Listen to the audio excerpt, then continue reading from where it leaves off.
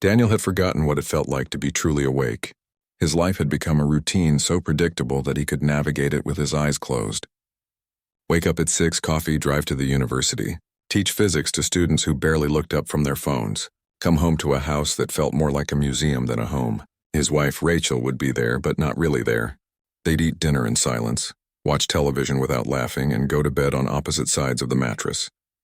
15 years of marriage had somehow turned into 15 years of existing side by side without truly connecting. He wasn't unhappy exactly. He was numb. There's a difference, you know. Unhappiness at least means you feel something. Daniel felt nothing. He'd accepted that this was what adult life looked like. Everyone he knew seemed to be living the same way. Wake up, work, sleep, repeat. Maybe this was just how things were supposed to be. The university gala wasn't something he wanted to attend. These events were always the same. Faculty members in uncomfortable formal wear, making small talk about grant proposals and departmental politics, free wine that wasn't quite good enough to make the evening bearable, but attendance was expected, so Daniel put on his least wrinkled suit and showed up. The theme that year was about bringing science and art together. Daniel thought it was pretentious, but he kept that opinion to himself. The main hall had been transformed into some kind of installation space. He grabbed a glass of wine and found a quiet corner, hoping to wait out the mandatory hour before he could leave. Then the lights went down. Daniel looked up, slightly annoyed that his escape plan was being delayed. But what he saw made him forget about leaving. The ceiling had disappeared, or at least that's what it looked like. Thousands of tiny lights were suspended above, creating patterns that looked exactly like the night sky, and they were moving, shifting slowly, forming constellations he recognized from his work. Daniel stood there, transfixed. Someone had programmed these lights to follow actual star movements. Someone understood how the universe actually worked and had turned that knowledge into something beautiful. For the first time in years, he felt something stir inside him. Wonder, maybe? Or recognition. Not many people see what you're seeing, a voice said next to him. He turned to find a woman standing there, looking up at the lights with the same intensity he felt. She had paint on her fingers and her dress, like she'd been working right up until the event started. Her accent was European, soft and musical. "It's Cassiopeia," Daniel said, pointing up. "You mapped it perfectly." Her face lit up. "You actually know. Everyone else just thinks it's pretty lights. But you see the science," they started talking. Her name was Katerina, and she'd come from Prague for a 6-month residency at the university. She was an artist who worked with light and physics, creating installations that made science visible to people who thought they didn't care about stars or space or anything beyond their daily lives. She talked about how art and science weren't opposites, but two ways of trying to understand the same mysterious universe. Daniel found himself telling her things he hadn't said out loud in years. About how he'd fallen in love with astronomy as a kid, lying on his back in his parents' yard, convinced the stars were calling to him personally. About how university had turned that love into equations and data, which was fine, but something had been lost in the translation. About how he sometimes stood in the observatory and looked at distant galaxies and felt absolutely nothing. "That's the saddest thing I've heard," Katerina said, and she meant it. "You've forgotten why you loved it in the first place." The gala ended. People left. The catering staff cleaned up. Daniel and Katerina stayed, sitting on the floor beneath her artificial stars, talking like teenagers who'd just discovered conversation.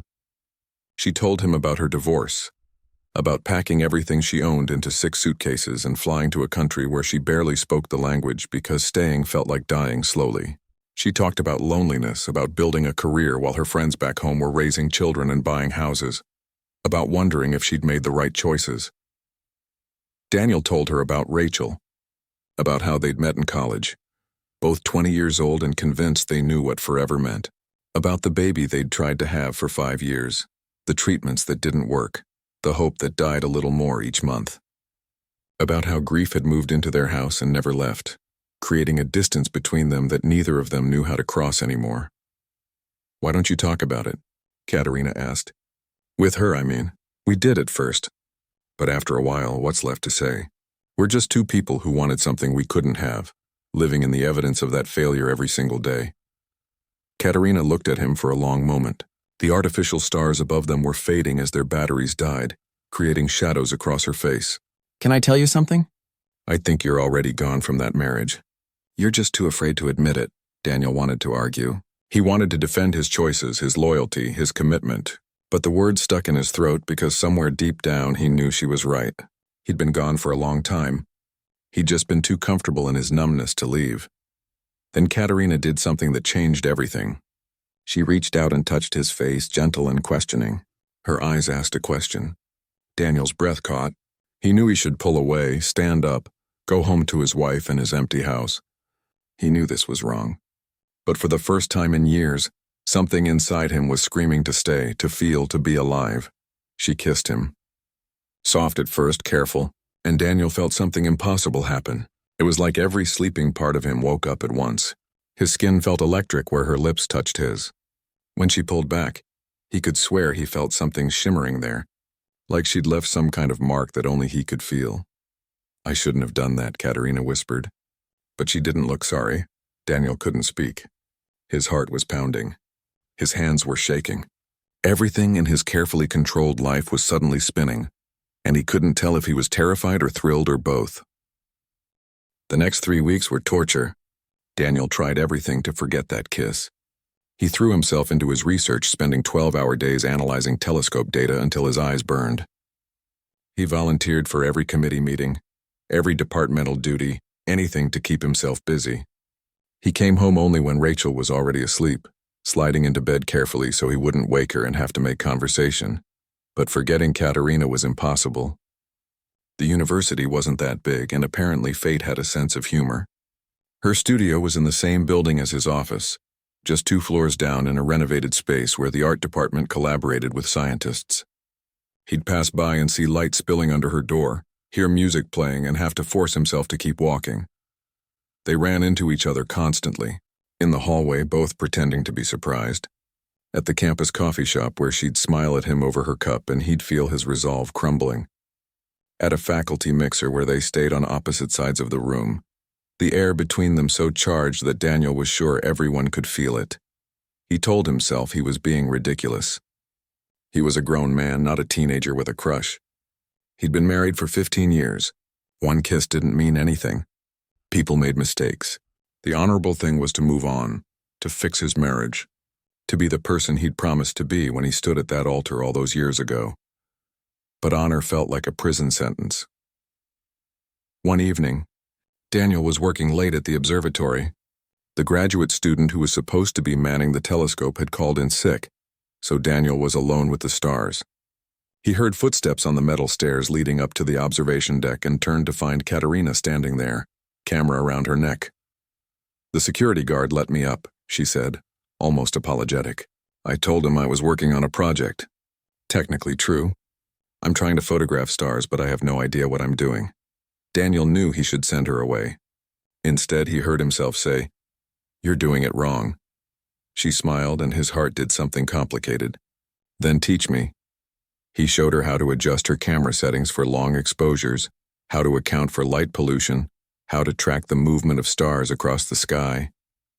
He stood behind her, his hands guiding hers, and tried to ignore how perfectly she fit against him. They stayed there for hours, ostensibly talking about photography but really talking about everything else. Katerina told him about her ex-husband, a painter she'd met at art school. They'd been passionate and volatile, breaking up and getting back together for years before finally admitting they brought out the worst in each other. "I thought love was supposed to be dramatic," she said. "Fighting and making up, all that intensity. Took me a long time to realize that was just chaos pretending to be passion."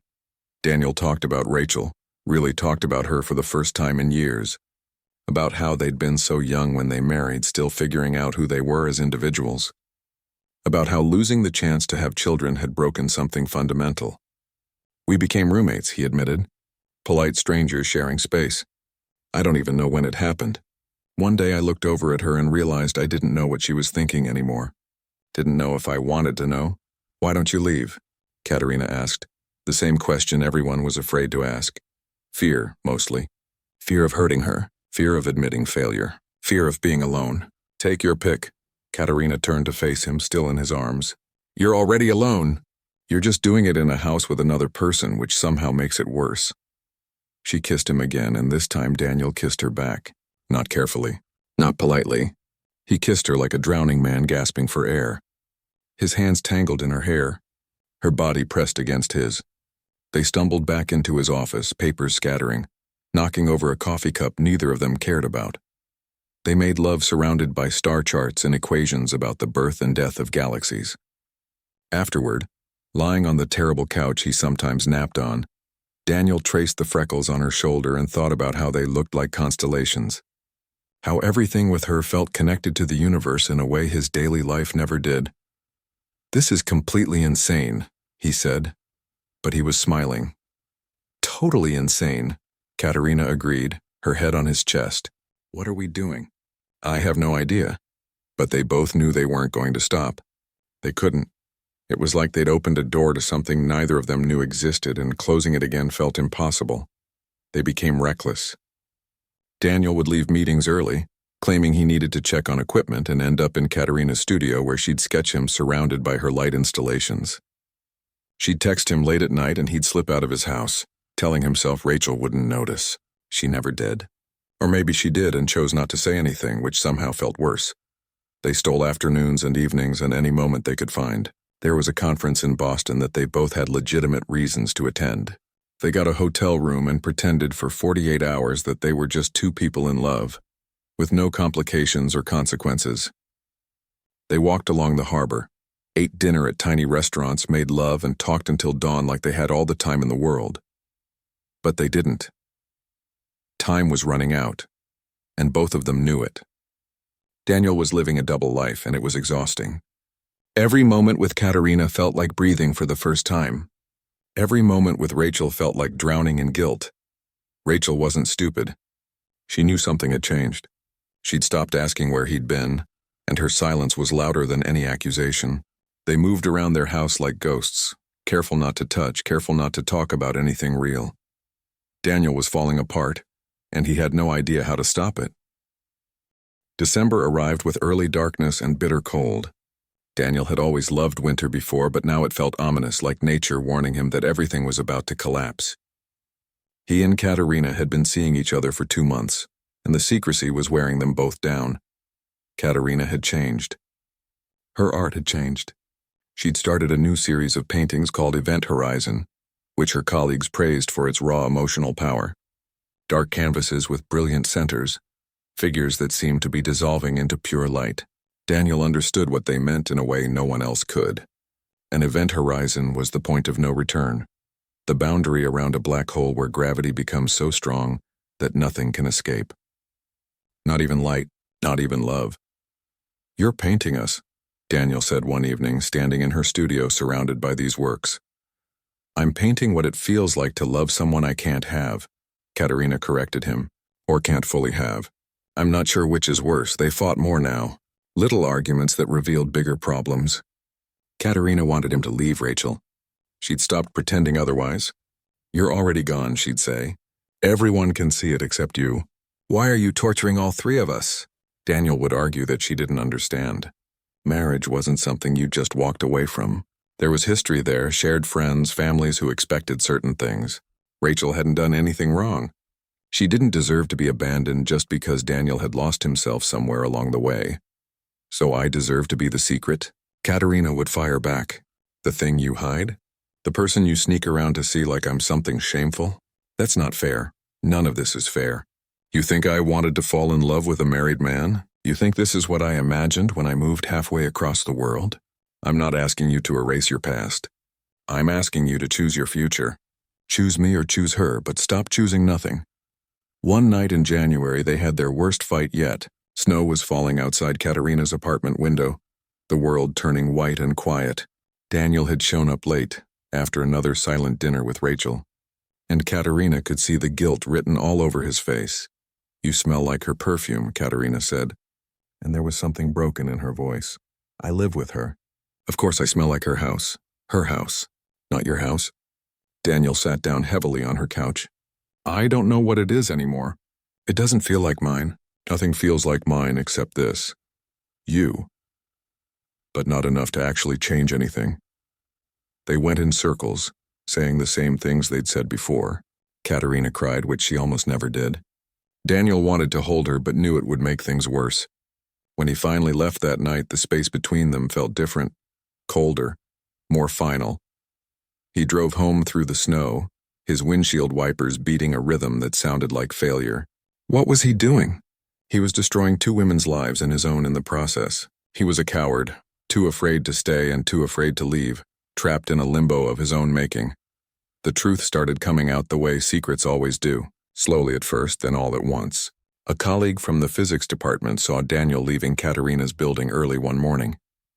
He'd claimed he was picking up materials for a joint project, but the look on the colleague's face said he wasn't buying it. A graduate student noticed the way they looked at each other in the hallway, how their voices changed when they spoke, how they were careful never to touch, but the air around them seemed to shimmer with wanting. Rumors started. Quiet at first, then louder. The university community was small, and gossip spread like fire through dry grass. Daniel heard whispers stop when he entered rooms. He saw looks exchanged between faculty members. Even his students seemed to know something, though they had the decency not to say anything directly. Rachel found out on a Tuesday evening in late January. Daniel came home to find her sitting in the living room, lights off, just sitting there in the dark. He knew immediately. There's a particular quality to silence right before everything breaks, and he heard it clearly. "Are you having an affair?" she asked. Her voice was calm, which somehow made it worse. Daniel stood in the doorway, coat still on, snow melting off his shoes onto the hardwood floor they'd refinished together 5 years ago. He could lie. He should lie. But he was so tired of lying. Yes. That single word, 2 letters, completely destroyed 15 years. Rachel didn't scream. She didn't throw things or cry or do any of the dramatic things people do in movies. She just looked at him like she was seeing him for the first time and didn't like what she saw. "Who is she?" Rachel asked. "Does it matter?" "Yes, it matters to me," so Daniel told her. About Katerina. About the gala, about the 2 months of stolen moments and impossible feelings. He told her everything except whether he loved Katerina, because he honestly didn't know. Love felt too simple a word for what he felt. It was need and desire and recognition and escape all tangled together. Rachel listened to everything. Then she asked the question Daniel had been avoiding. "Do you love me? Did you ever really love me?" "I don't know what love means anymore," Daniel said, and it was the most honest thing he'd said in years. "I think I broke something in myself. Or maybe it was already broken and I just didn't notice." Rachel stood up then, and Daniel saw that she'd been crying before he arrived. Her eyes were red, her face swollen. "You need to decide," she said, and her voice shook but held. "Her or me? Our marriage or this fantasy you've built? But I won't sit here wondering if you're thinking about someone else every time you look at me. I deserve better than that." She gave him 2 weeks to figure out what he wanted. Then she went upstairs to the guest bedroom, leaving Daniel alone with the weight of his choices. Daniel spent the next few days walking through his life like a zombie. He went to class but couldn't remember what he taught. He sat in his office staring at equations that used to make sense but now looked like random symbols. The universe he'd spent his entire career studying suddenly seemed meaningless compared to the chaos in his own life. Meanwhile, the rumors about him and Katerina had spread beyond the university. Someone had talked to someone else who talked to someone else, and now it felt like everyone knew. Daniel saw the judgment in his colleagues' eyes. Some were sympathetic, remembering their own mistakes and close calls. Others were disgusted, viewing him as another cliché middle-aged professor who couldn't keep his life together. But the hardest judgment came from how they looked at Katerina. Daniel heard someone call her the other woman in the faculty lounge, and he wanted to punch something. She wasn't just the other woman. She was brilliant and talented and complicated. She was a person, not a villain in someone else's story, but that's how these things worked. The wife was always the victim. The husband was weak, and the other woman was a homewrecker, regardless of the truth. Katerina felt it too. The department head called her in for a conversation that was technically about her work, but really about how her situation was creating tension in the department. Her artist residency was ending in March anyway, just 6 weeks away, but he strongly suggested she might want to consider leaving earlier. For everyone's comfort, when Katerina told Daniel about this conversation, she was furious. "I'm being punished for falling in love. My work, which they praised for months, is suddenly a problem because people know I'm involved with you. Do you understand how unfair that is?" Daniel did understand. He also understood that there was nothing he could do about it. The world was unfair in very predictable ways, especially to women in these situations. Men got to have messy personal lives and keep their careers. Women got quietly asked to leave. "I'm going back to Prague," Katerina said. They were in her studio surrounded by boxes. She'd already started packing. "At the end of February. I've already changed my flight." "No. Wait, let me talk to them. Let me fix this." "Fix what exactly? The university politics? People's opinions? Your marriage? You can't fix any of it, Daniel, and I'm tired of waiting for you to try." They stood there in the half-empty studio, years of possibility crumbling around them. Daniel wanted to tell her he'd leave Rachel, that he'd choose her, that everything would work out. But the words stuck in his throat. Because what if he left Rachel and it didn't work out with Katerina? What if he was throwing away 15 years of history for a fantasy that couldn't survive in the real world? What if the magic between them only existed because it was forbidden? "You're not going to choose me, are you?" Katerina said, reading his silence correctly. "You're going to let me leave. I need time to think. You've had months to think. Time isn't your problem. Courage is." She was right, and they both knew it. Daniel was a coward. He'd been a coward in his marriage, letting it die slowly instead of fighting for it or ending it. And he was a coward now, too afraid to take the leap. Rachel, meanwhile, was doing the opposite of what Daniel expected. She wasn't crying or begging him to stay. She was planning. She'd called a lawyer, looked into what divorce would mean financially, talked to friends and family. She was preparing for either outcome, which made Daniel realize she'd been preparing for this for a long time. Maybe years. Maybe their marriage had been over long before Katerina arrived. One evening, Rachel sat Daniel down for a real conversation. The first real conversation they'd had in years. "I forgive you," she said, which wasn't what Daniel expected to hear. "I know that sounds crazy, but I do. Because I've been just as gone from this marriage as you have. We've both been pretending, just in different ways." "Then why are you asking me to choose?" Daniel asked. "If we're both unhappy, why not just end it?" "Because I need to know that if we try to fix this, you're actually trying. Not just staying because leaving is scary. I need to know you chose me, not the idea of me, not obligation or guilt or fear. Me. The actual person I am right now." It was fair. It was more than fair. Rachel was offering him a real chance to rebuild their marriage. Not just go back to the way things were, but actually create something new. She'd go to counseling. She'd work on communication. She'd do all the things therapists recommend for couples in crisis. All he had to do was let Katerina go. Daniel tried to imagine it. Coming home every night to Rachel. Working on their marriage. Maybe eventually recovering what they'd lost. Maybe eventually feeling something again. It was possible. People did it all the time. Marriages survived affairs. People chose security over passion every single day and lived perfectly fine lives. But every time he tried to imagine that future, all he could see was Katerina's face. The way she laughed, the way she saw the world, the way she made him feel like he was someone worth knowing. 2 weeks passed. Daniel made his decision, or rather he made the only decision a coward could make. He chose Rachel. He chose his marriage. He chose obligation and history and the safe path. He told himself it was the right thing to do. The honorable thing. The grown-up thing. Katerina received his decision in a text message, which was its own kind of cowardice. She didn't respond. What was there to say? They met one last time in the empty gallery where they'd first kissed. Katerina's installation had already been dismantled. The magic lights were packed in crates ready to be shipped back to Prague. The space felt hollow, like all the beauty had been drained out of it. "Do you love her?" Katerina asked. "Rachel, do you actually love her?" Daniel wanted to say yes. He tried to say yes. But what came out was, "I don't know what love means anymore. I think I broke something in myself." "You broke something in both of us," Katerina said quietly. She touched his face one last time, echoing that first night. Then she walked away, her footsteps echoing in the empty gallery. Daniel stood there long after she left, feeling the ghost of her touch on his skin, that impossible shimmer that he'd probably feel for the rest of his life. Katerina left at the end of February. Daniel didn't go to the airport.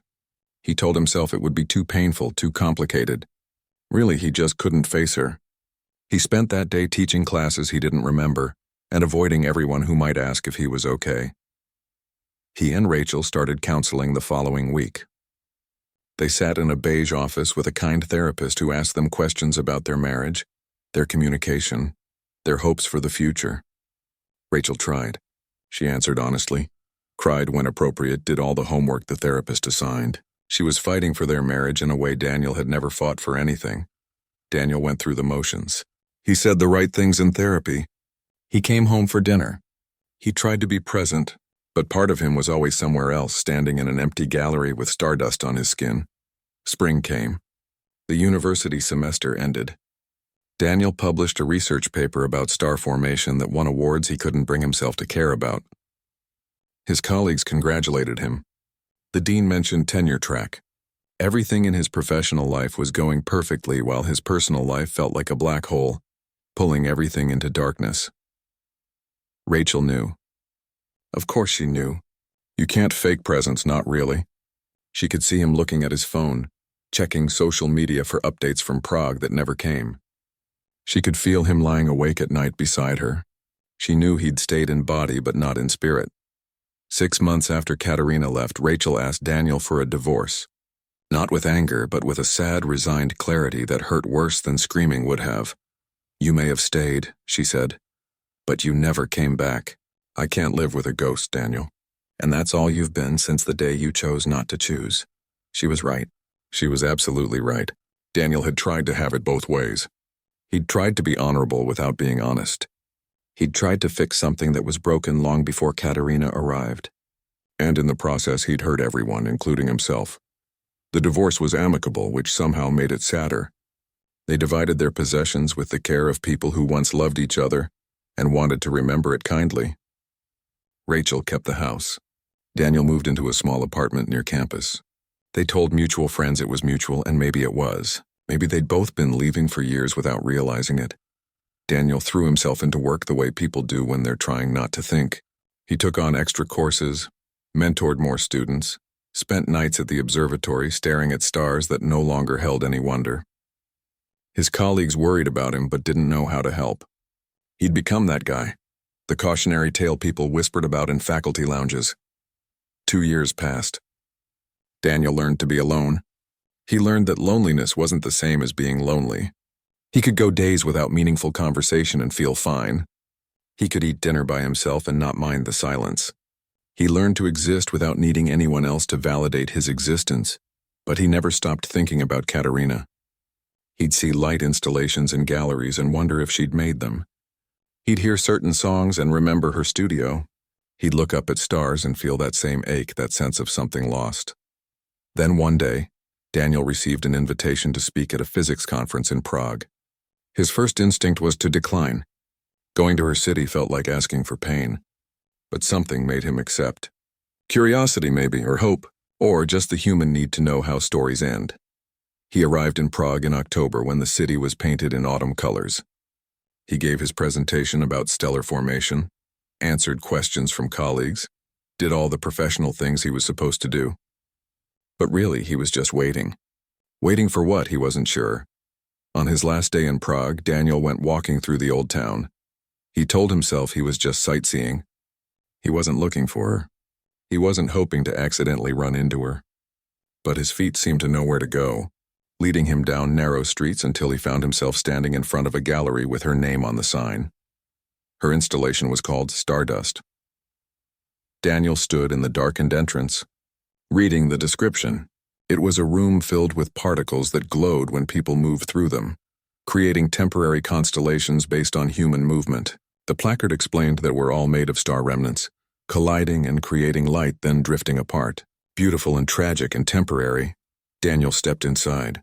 Particles glowed around him, creating swirling patterns of light. It was like being inside a galaxy, like standing in the middle of the universe Katerina had always seen so clearly.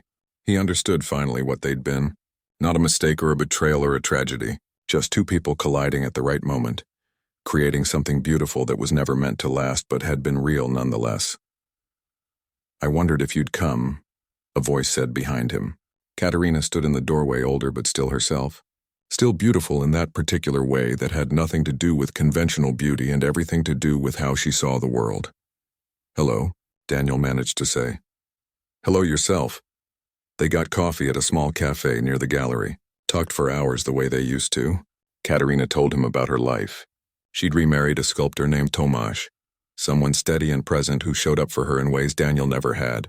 She spoke about him with genuine affection, and Daniel found he wasn't jealous. He was happy for her. She deserved someone who could choose her fully. Daniel told her about his divorce, his tiny apartment, his simple life. About how he'd learned to be alone and found it wasn't as scary as he'd thought. About therapy and understanding and slowly forgiving himself for being human and flawed. Do you regret it? Katerina asked. Us. What happened? Daniel thought about all the ways that year had destroyed him. The pain he'd caused. The people he'd hurt. The version of himself he'd had to leave behind. But he also thought about how he'd learned that the safe path was a kind of death. How he'd learned he was capable of feeling deeply, even if it hurt. How he'd learned that some collisions change you forever, even when they don't last. No, he said honestly, I don't regret you. Do you regret me? Katerina reached across the table and took his hand. He felt it again, that impossible shimmer like touching stardust. Not for a second. You taught me I deserved to be someone's first choice, not their secret or their escape. Their choice. They finished their coffee, walked together to the tram stop, said goodbye like old friends who'd once been more. Katerina hugged him, and for a moment Daniel let himself remember everything.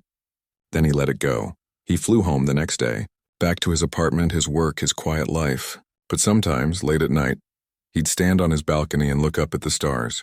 He'd touch his lips and swear he could still feel that first kiss.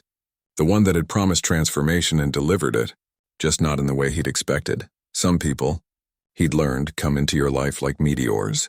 Brilliant, burning, impossible to look away from. They're not meant to stay. They're meant to crack you open, show you who you could be, leave you forever changed. Katerina had been his meteor, and he was grateful for the impact even as he mourned what they'd never become. Daniel had learned that love wasn't always about forever. Sometimes it was about a moment that mattered more than all the years before or after. Sometimes it was about two people creating light together before drifting back into their separate orbits. And sometimes that was enough. It had to be enough. Because some encounters don't need to last forever to change you forever. They just need to be real while they're happening. And what he and Katerina had shared was real. Messy and complicated and impossible, but real. And in the end, maybe that was all anyone could ask for. A moment of genuine connection in a vast, indifferent universe. A reminder that we're all just stardust colliding briefly. Creating temporary constellations of meaning before we drift apart again. Beautiful. Tragic. Impermanent. Human. Daniel smiled up at the stars, feeling the weight of memory and gratitude in equal measure. Then he went inside, closed the door, and continued living his life. Changed, scarred, but somehow more himself than he'd ever been before.